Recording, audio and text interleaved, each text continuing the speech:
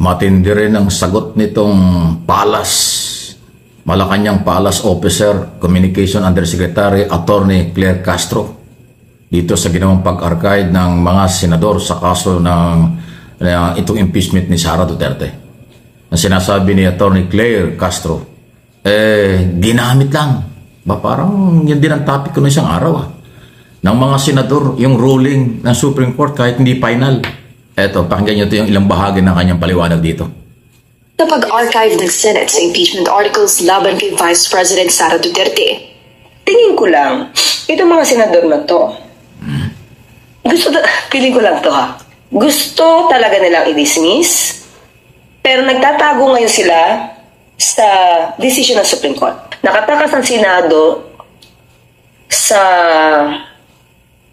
judgment ng mga tao na sila ang pumatay sa impeachment kasi ang tinuturo nila Supreme Court.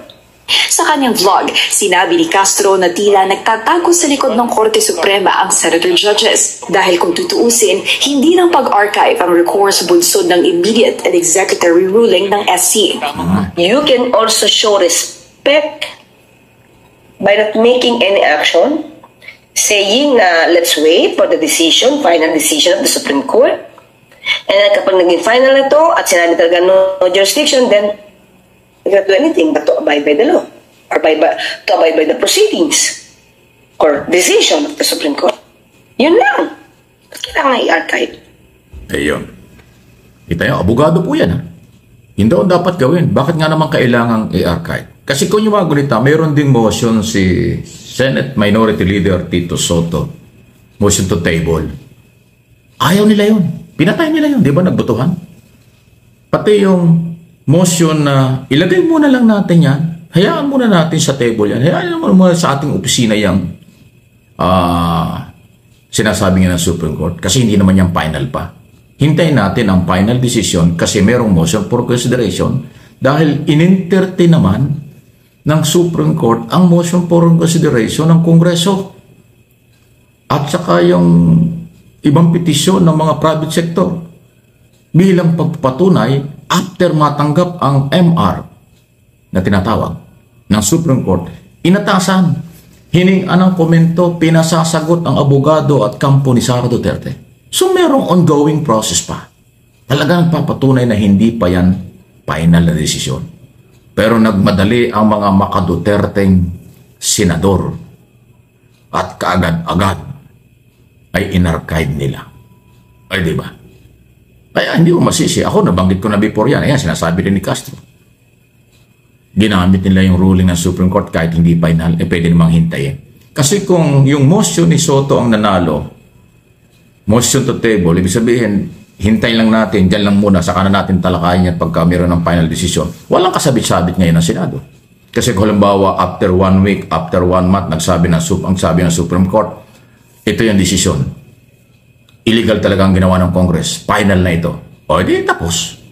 Sa kanila italakay para i-dismiss na rin ng Senado yung kanilang, kung gusto nilang i-dismiss or kung anong gusto nilang i-archive, nasa kanila na yun. At least wala nang pagdidibatihan kasi final decision ng Supreme Court. Kung sakali naman nabaligtad rin yung kanilang ruling, mas madaling pag-usapan yung nasa table lang. Mas madaling pag-usapan yung motion ni Soto kasi hindi naka-archive dyan, naka-standby lang, madaling kunin at madaling italakay sa plenaryo kung anong gagawin kung sinabi ng Supreme Court na nagkamali sila o babaligtad rin na ruling. Ganun po yung proseso na pagkaisahan na lang po talaga ng 19 na senador na ito pong impeachment ay talagang i-archive.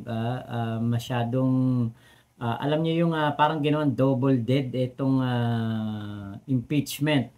Sa halip na dahil nga po syempre meron na pong sinabi ang Supreme Court na ito po ay unconstitutional, in-archive pa ng Senado, di ba? Parang double dead na nga. So, kapag po nagkataon na sabihin po ng Korte Suprema na nagkamali pala kami ng desisyon, hindi pala yun unconstitutional, tama lang pala ginawa ng Kongreso, paano pa ngayon yan ilalabas doon sa baul ng Senado?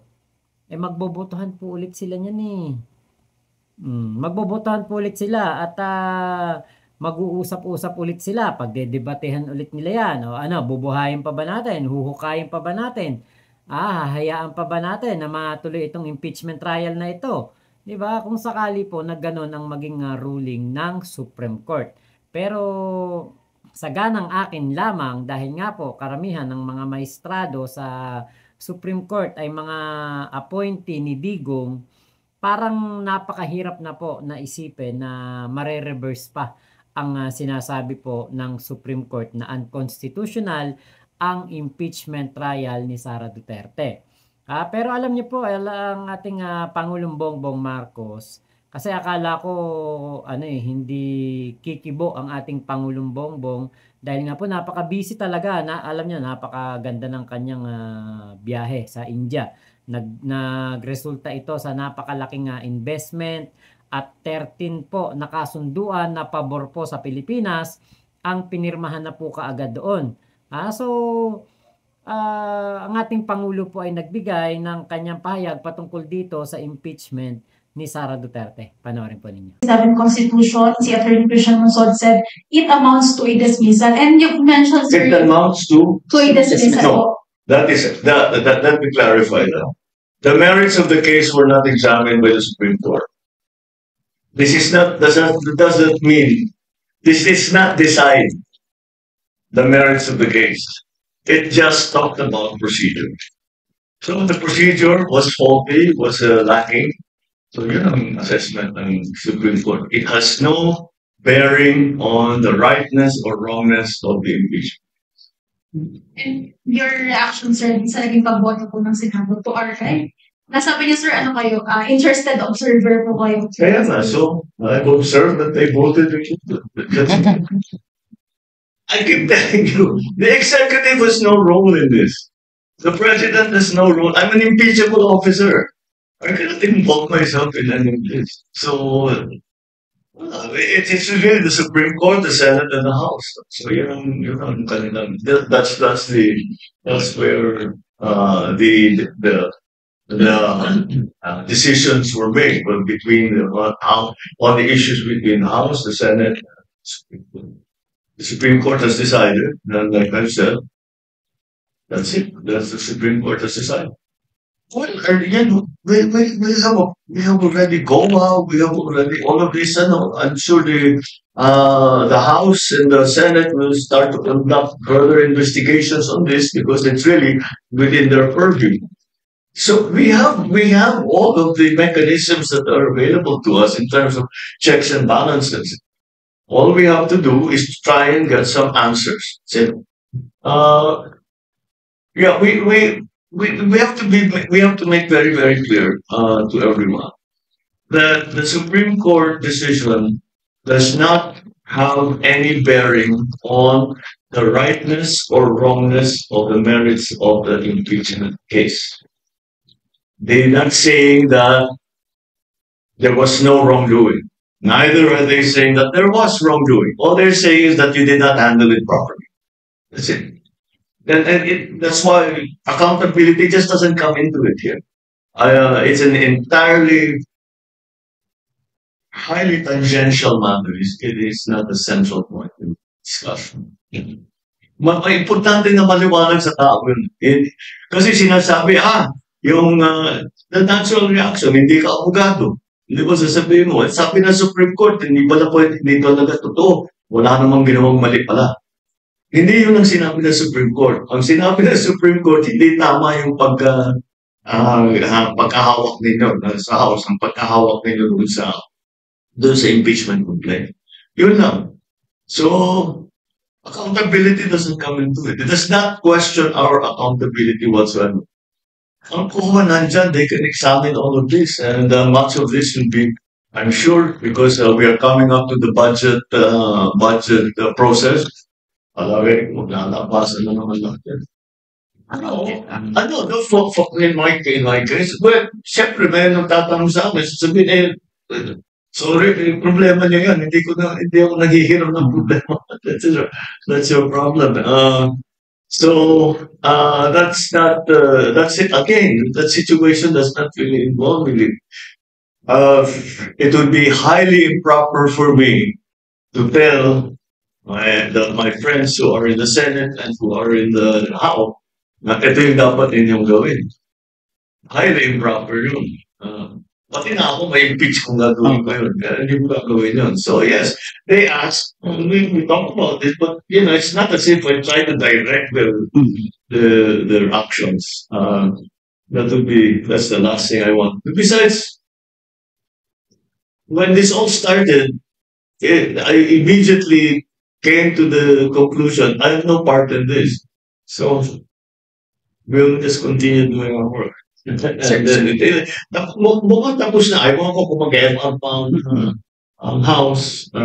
Meron pa sir. Yun. Well, then the process will continue. Pabayaan natin. But if the Senate has decided not to try the case, I don't know. Even if the Supreme Court reverses itself, I don't know whether to put the whole thing. I don't really worry about it too much for myself. I just need to. There's so many things I need to do that I don't know. Those are my priorities. Si PBBM naman po ay ilang beses niya na nga sinabi na ayaw po niya sa impeachment. So, di ba, kung ito man po ay nangyari, meron pa rin pong nagpasa o nag-complaint laban kay Sara Duterte. Meron pa rin nagbigay ng impeachment complaint. So, hindi na yun mapipigilan ng ating Pangulong Bongbong Marcos. Di ba? Wala siyang kapangyarihan at hindi po daw niya ito pinapakialamanan. Dahil ang executive nga daw po ay wala pong kinalaman dito sa impeachment trial. So, ito rin, sa sinabi nga po ni PBBM, yung pong sinabi ng Supreme Court na unconstitutional ang impeachment complaint o yung impeachment trial ni Sara Duterte ay hindi po nangangahulugan na si Sara Duterte ay wala po talagang ginawang mali or wala po siyang kasalanan or meron siyang kasalanan or meron po siyang ginawang pangangawatan, pagnanakaw sa kaban ng bayan, di ba? Hindi naman po yun di ba? Ang sinasabi lang po ng Supreme Court, yung proseso o yung teknikalidad ng pagsasampa ng impeachment complaint, yun po ang sinabi ng Supreme Court na unconstitutional. Pero hindi po nila pinag-aralan kung ano ang laman ng impeachment complaint. Hindi nila pinag-aralan kung ano ang mga ebidensya, kung ano ang mga kasalanan ni Sara Duterte na naging dahilan para po i-impeach siya ng Kongreso. So yung technicalidad po, yung proseso po ang kino-question lamang ng Supreme Court at sinasabi nga na unconstitutional. So wala pong napatunayan kung nagnakaw talaga si Sara Duterte o hindi at kung siya po ay liable sa kanyang ginawang pagbabanta at pagmumura sa ating Pangulong Bongbong Marcos. Saka sinabi naman yun ng spokesperson ng Supreme Court. Ang sabi niya, hindi naman, ito nga kanilang nilabas na desisyon, hindi ibig sabihin nito ay inaabsuelto nila si Sara Duterte sa lahat ng kaso o mga reklamo laban sa kanya. Maliwanag yan. So, ito pa po yung video ni Sir Mike Abe. Dagdag ko pa po, maidagdag ko. Baka po nakakalimutan ng ating mga kababayan, ng ilang mga DDS, na si PBBM po ay naging senador. At siya po ay nakapag-participate siya sa isang impeachment trial, yung nangyari kay Justice Corona. At alam ko ay hindi po siya bumoto para siya pala ay kumbaga ay nag-no. Ayan, para hindi ma-impeach itong si Justice Corona. So meron po siyang kumbaga experience sa impeachment. Alam niya kung ano ang mga proceedings, alam niya kung ano ang mga teknikalidad, alam niya kung ano talaga ang pasikot-sikot ng impeachment dahil naranasan niya to, naging judge na siya sa impeachment trial ni Justice Renato Corona. Tama ba? Yun ba yun? Hindi ko matandaan Basta naging judge na si PBBM at kasama niya sa hindi pumabor na ma-impeach itong si Corona ay si Senator Miriam Defensor Santiago. Kita nyo kasama niya dyan si Senator Miriam Defensor Santiago sa mga hindi pumabor na matanggal sa pwesto si Justice Corona.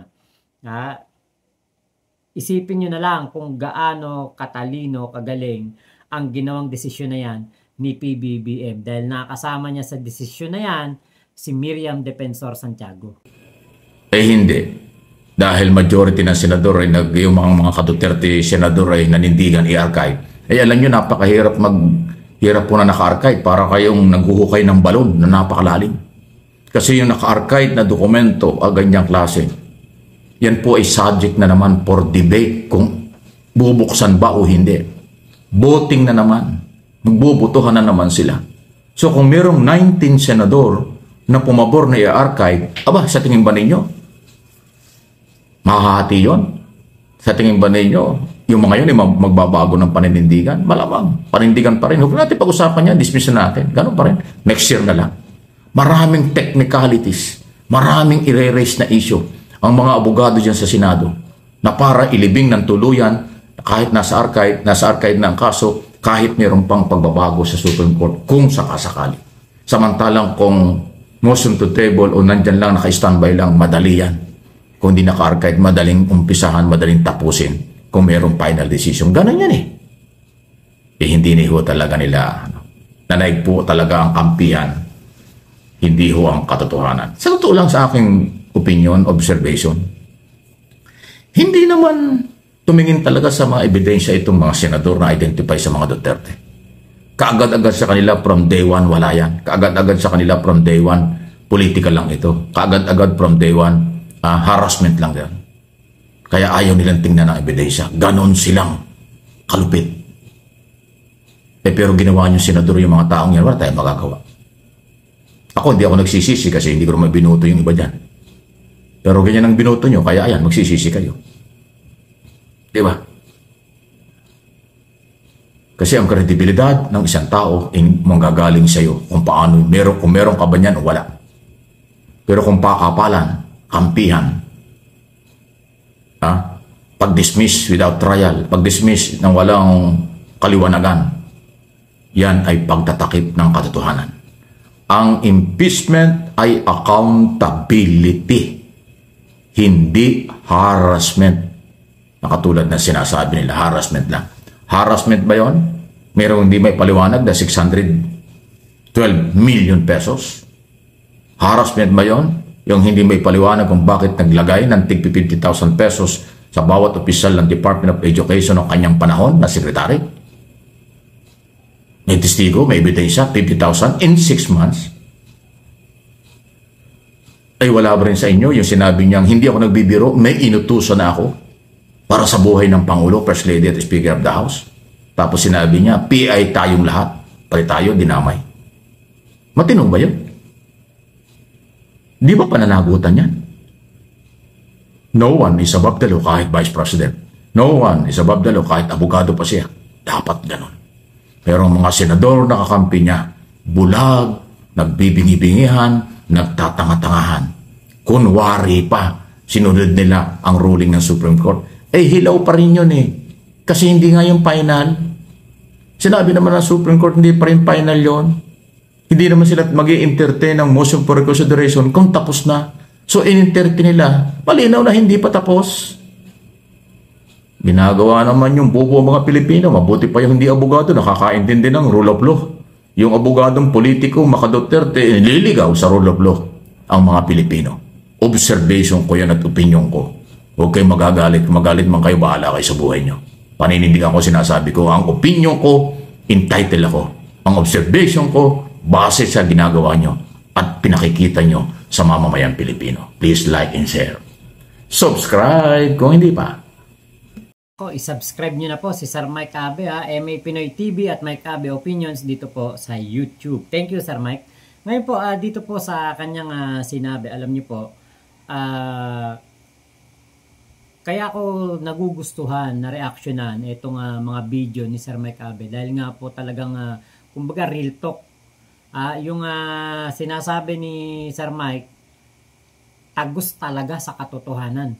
Yun talaga yung totoo. Yung kanyang sinasabi, yun ang katotohanan at yun po yung sumasalamin sa karamihan ng mga Pilipino kung ano yung idea, opinion, komento ng mas nakararaming Pilipino, yun po yung sinasabi ni Sir Mike. Sapul na sapul niya ang mga punto de vista.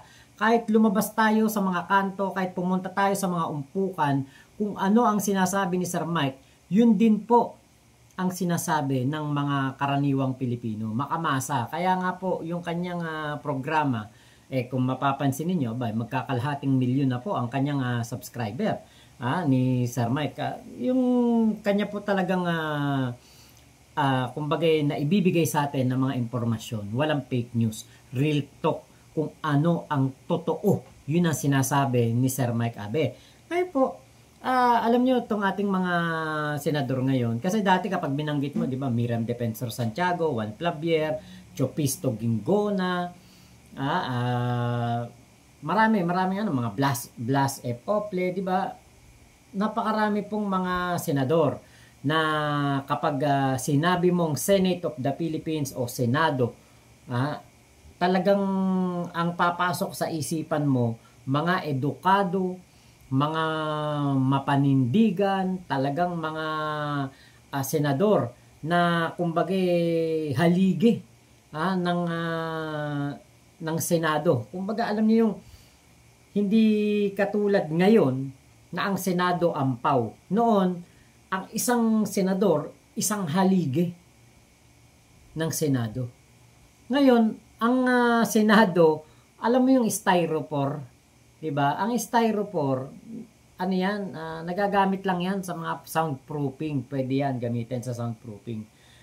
At 'di ba na pwede 'yan gamitin sa mga kuwari, bibiyahe kayo, mga isda, lalagay mo sa styrofoam, 'di ba? Para hindi mabilasa. Yan ang ng styrofoam. Ngayon, ang Senado po parang styrofoam na napakarupok. Marupok. At ang Senado po ay masasabi natin na yung apat na bumoto at isang nag-abstain, yan po yung masasabi natin na parang sila po yung haligi. Pero yung 19, yan po yung masasabi natin na parang sila po yung mga nagpapabagsak ng Senado. Alam niyo ako, boka naman ako sa aking sinasabi. Lagi kong sinasabi yan. Ako po ay iniidolo ko noon si Chis Escudero, si Tulfo, Erwin Tulfo at Rapi Tulfo.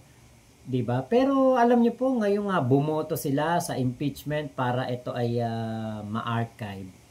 Medyo 50-50 na ang aking paniniwala sa kanila. Pero dito po talaga sa Duterte Block, Duterte and Friends, yan po yung kumbaga talagang masasabi natin, sila yung mga bulok na kamates sa isang kaing ng mga matitino na senador. Hindi naman natin masasabi na hindi po matino yung ibang mga bumotong senador na nag-yes sila para i-archive ito. May mga kanya-kanya po silang mga paliwanag, di ba? At kung papansin natin, 6 na segundo ang pinakamabilis na paliwanag, pinakamabilis na nag-yes ay si Lito Lapid. Di ba? Si Lito Lapid, silent worker yan ng Senado. May mga batas yan na naipasa, tahimik lang, kala mo walang ginagawa, pero isa po yan sa mga masisipag na senador. Hindi rin natin alam kung bakit siya nag-yes, di ba? Basta bigla niya na sinabi, yes, ang kanyang boto. Pero dito po sa 4 na bumoto na para i-oppose ang desisyon na kumbaga para i-oppose ang motion na i-archive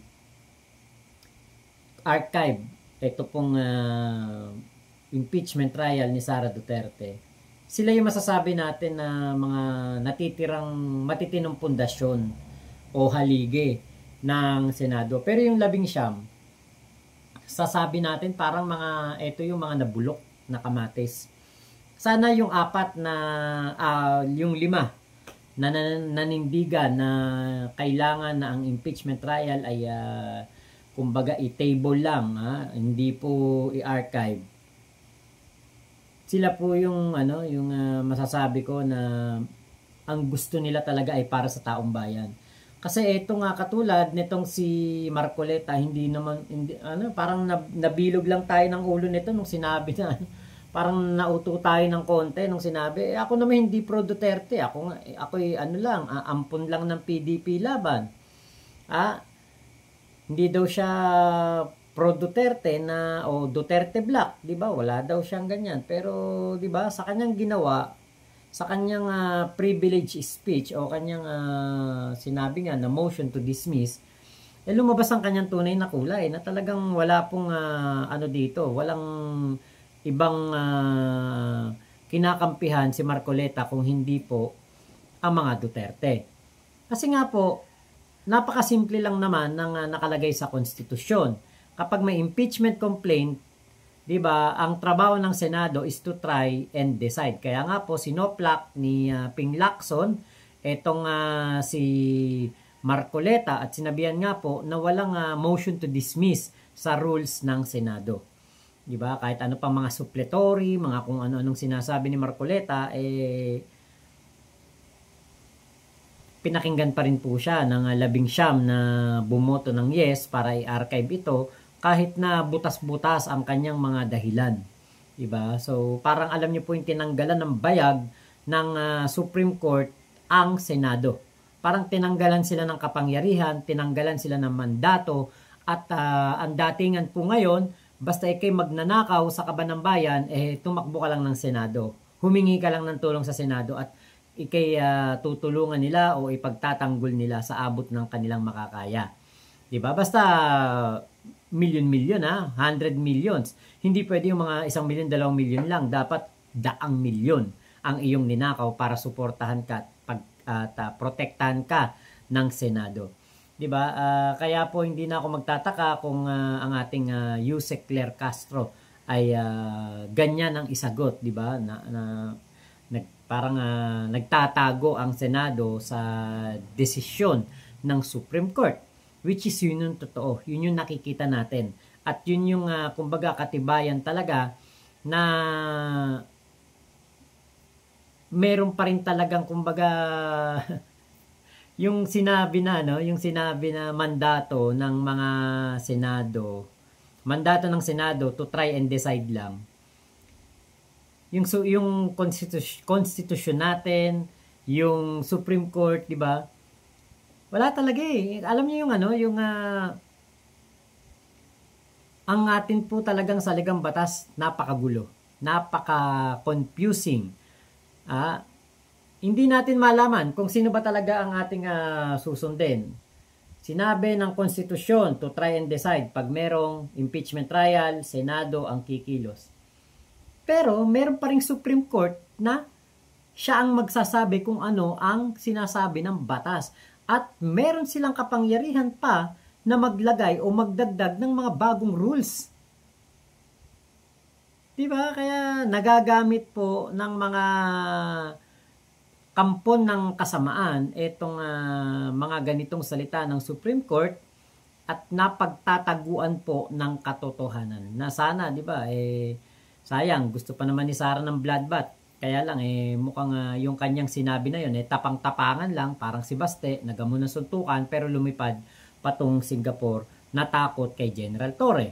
So, etong sinasabi ni Sara, bloodbath ko, no? Pero ang totoo, tiklop naman.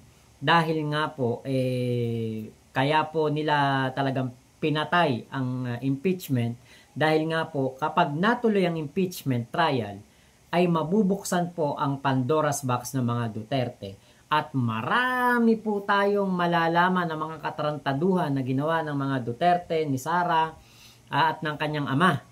Mabubuksan po talaga ang Pandora's box at ito po ang sisira kay Sara Duterte sa 2028. So yung sinasabi ni Amy Marcos na ang impeachment trial na ito'y pamumulitika at dahil sa ambisyon, kaya po nagkaroon ng impeachment trial daw si Sara Duterte, parang it's the other way around. Kaya po nagkaroon ng pagtutol sa impeachment trial ay dahil nga po para sa 2028. Para mapigilan po ang kasiraan ni Sara. Para maging presidente pa rin si Sara sa 2028, maging matibay na kandidato sa pagkapresidente. At yung pong pamumulitika nila, pinopolitika po nila ang impeachment trial. Mas gusto po nila na hindi na po madinig ng taong bayan kung ano ang katotohanan. Mas gusto po nila na ibaon na ito sa limot at protektahan po ang integridad, kredibilidad at ang pangalan ng mga Duterte kaysa po malaman ang katotohanan kung may ninakaw o wala ang isang vice-presidente. So yun po ang totoo niyan. Masakit man po sa katotohanan, masakit man po na tanggapin. Pero mukhang ang atin po nga 612 million ba o 625 million? Parang thank you na lang, quits na lang at lahat po ng mga nasa 7 articles of impeachment, ipagpasa Diyos na lang natin. So yun lamang po, maraming salamat Sir Mike Abe sa inyong video na aking nireaksyonan. Thank you po sa mga info na binibigay niyo po sa amin na talagang accurate, tama, walang fake news kay Sir Mike Abe. Ingat po kayong lahat, nasan mang panig kayo ng mundo, Mama Chup Chup, love you, God bless us all, Pilipinas. Happy weekend, God first!